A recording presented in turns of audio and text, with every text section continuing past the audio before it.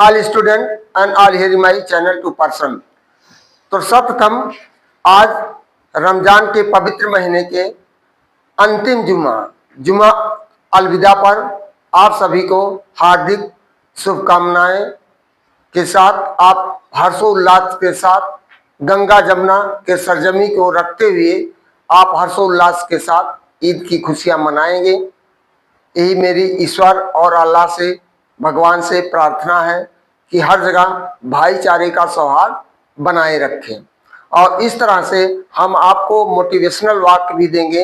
ये हमारे चुटभैया नेता जो कुछ तरह के हमारे यहाँ मौलवी पंडित हम लोगों को तो गुमराह कर देते हैं, लेकिन अपना जा कर के एक साथ बैठ कर के माल मलाई काटते हैं, केवल हमें आपको गुमराह कर देते हैं।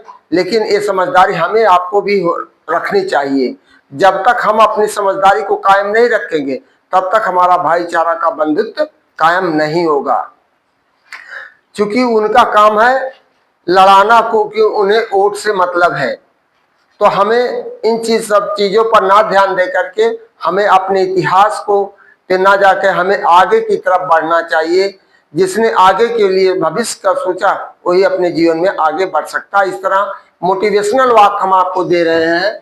करा the 3 C of choice of life.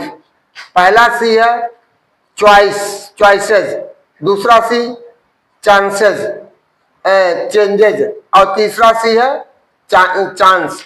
You must make a choice to take a chance और your life will never change. कह रहा है कि you must make a choice. आपको एक मौका अथवा अपने जीवन में परिवर्तन लाने के लिए आपको अपना पसंद रखना चाहिए। दूसरा कह रहा I will never hate any, मैं किसी से घृणा नहीं करता हूँ। Anyone, I will never hate, मैं किसी से घृणा नहीं करता हूँ। But I will distance myself from people who do not value me. कहा कि मैं किसी से घृणा नहीं करता हूँ, लेकिन जो मुझसे मेरा महत्व नहीं देते हैं मैं उससे दूरियां बना लेता हूं। उसी तरह कहा है, तीसरा हिंदी में कोटेशन है, जो गलत है उसका विरोध हमेशा सीना ठोक कर कीजिए। जो गलत है गलत को हमेशा सीना ठोक कर विरोध कीजिए। और इतिहास आपको बागी कह सकता है, गुलाम नहीं। यदि आप किसी गलत कार्य का विरोध करेंगे तो इतिहास आपको बागी कह सकता है, लेकिन गुलाम नहीं। बड़े नोट और बड़े लोग कभी भी बदल सकते हैं, बड़े नोट और बड़े नोट कभी भी बदल सकते हैं। इसलिए छोटे नोटों से और छोटे लोगों से रिश्ता मजबूत रखना चाहिए। पांचवा, अगर इंसान शिक्षा से पहले संस्कार, अगर इंसान में शिक्षा से पहले संस्कार आ जाए और व्यापार से पहले उसके अंदर व्यवहार और भगवान से पहले माता पिता की पहचान हो तो जिंदगी को कभी कठिनाई नहीं आएगी। तो लोग जैसे कि बीपी के डर से लोग नमक को खाना छोड़ देते हैं और शुगर के डर से लोग मीठा खाना छोड़ देते हैं, उसी तरह भगवान के डर से लोग झूठ बेईमानी को करना नहीं छोड़ते हैं।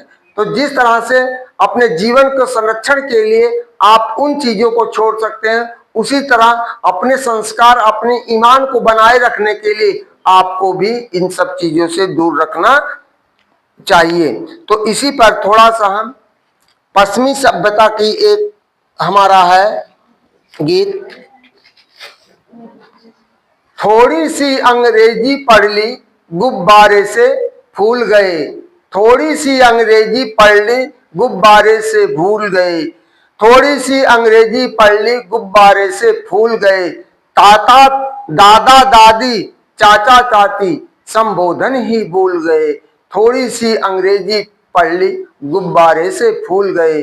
दादा दादी चाचा चाची संबोधन ही भूल गए।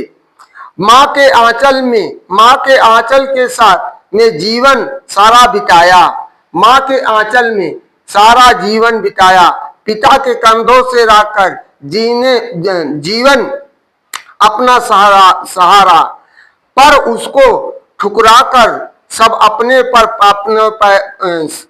उनको ठुकराकर जब अपने पैरों पर खड़े हो गए, थोड़ी सी अंग्रेजी पल्ली गुब्बारे से फूल गए। चार निवाले कम खाए फिर भी तुम्हें खिलाया है, चार निवाले कम खाए फिर भी तुम्हें खिलाया है, एक कमरे में चार चार बच्चों को साथ सुलाया है। पर चारों जब बड़े हो गए ममता उनका भूल गया, थोड़ी सी अंग्रेजी पल्ली गुब्बारे से फूल गए। ये मत भूलो कि तुम भी एक दिन बूढ़ा हो जाओगे, मत भूलो कि तुम भी एक दिन बूढ़े हो जाओगे। समय चक्र के परिवर्तन से क्या तुम बच पाओगे? समय चक्र के परिवर्तन से क्या तुम बच पाओगे? वर्तमान पर इतना अतराते हो क्यों? क्या भविष्य तुम भूल गए? थोड़ी सी अंग्रेजी पल्ली गुब्बारे से फूल गए। सभी श्रोताओं से मेरा निवेदन है कि आप पश्चिमी कल्चर को ज्यादा ध्यान न देखते हुए अपनी भारतीय संस्कृति के, अपने पूर्वजों को, संस्कारों को यदि आप ध्यान में रखकर आते हैं तो आप निश्चित रूप से अग्रसर जाएंगे, कभी पीछे नहीं आएंगे। तो मेरा बार बार आप लोगों से निवेदन है कि माता पिता को कभी ऐसा शब्द ना बोले, ऐसा अनुशासनहीनता ना करें जिससे उनको कुठाराघात हो, उनको आत्मा को शांति ना मिले, उनको ठेस पहुंचे। तो यदि उनको ठेस पहुंचेगा तो आपको अपने जीवन में सुखी नहीं मिल पाएगी। तो इसी शब्दों के साथ मैं पुनः आपसे निवेदन करता हूं कि चैनल को ज्यादा से ज्यादा सब्सक्राइब करिए और वीडियो को अंत तक देखिए और वीडियो को लाइक भी करते जाइए, कमेंट के द्वारा सूचित भी करते जाइए। और जैसा कि हम सेंटेंस पढ़ा रहे थे, आज हमारा चार्ट नंबर 9 है काइंड ऑफ सेंटेंस का एक्सक्लेमेटरी सेंटेंस। डिफिनेशन है, definition which sentences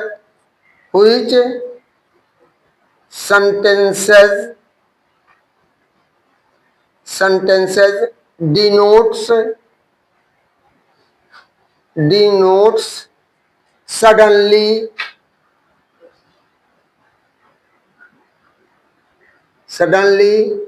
height of feeling joy or sorrow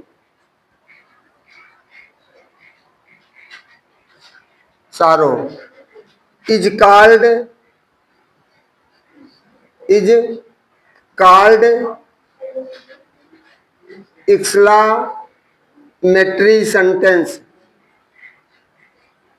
exclamatory sentence.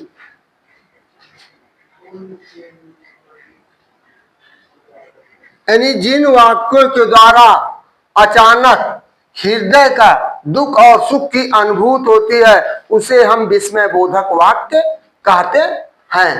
तो exclamation sentence has a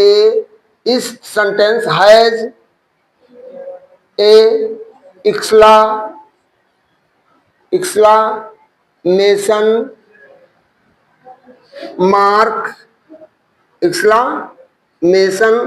mark, exclamation word,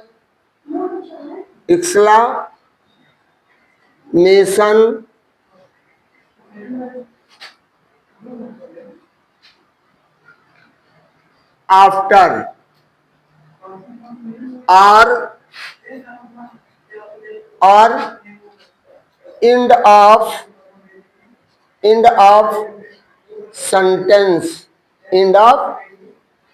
sentence। तो दोनों प्रकार के कह रहा है कि और प्रत्येक वाक्य के पास एक्सक्लेमेशन शब्द के बाद एक एक्सक्लेमेशन मार्क होता है और या तो वाक्य के अंत में होता है। तो दो प्रकार के एक्सक्लेमेशन होते हैं। जैसे एज हम दे रहे हैं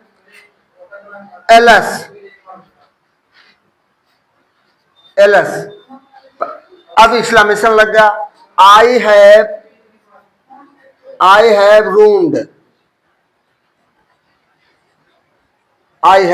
रून्ड, मेरा सत्यानाश हो गया। दुख के साथ कह रहा है मेरा सत्यानाश हो गया। और दूसरा देखिए जॉय का, ये तो सारों का है, hurrah exclamation mark. You have own the match, वाह वाह, क्या तुमने मैच जीत लिया है। और ये दूसरा है, तीसरा आप देखिए हाउ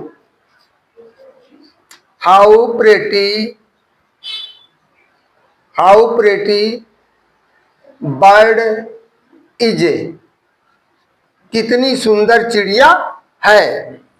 चौथा है how pretty bird is, how dangerous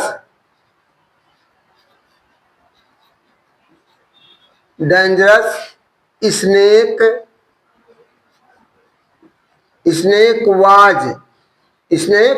was, कितना खतरनाक सांप था। तो इस तरह एक्सक्लेमेशन सेंटेंस आता जो आपके अचानक हृदय का उद्गार केवल अनुभव किया जा सकता, इसे देखा नहीं जा सकता। इट कैन नॉट सी और touch, it can only feel. तो इस तरह से हम थोड़ा थोड़ा लेकर के आपको, जिससे बोरियत भी ना महसूस हो और आपको जानकारियां भी मिलती रहे सिस्टमेटिक ढंग से। तो मेरा आप लोगों से निवेदन यही है कि वीडियो को ज्यादा से ज्यादा लाइक करिए, चैनल को सब्सक्राइब करिए, पूरा वीडियो अंत तक देखिए।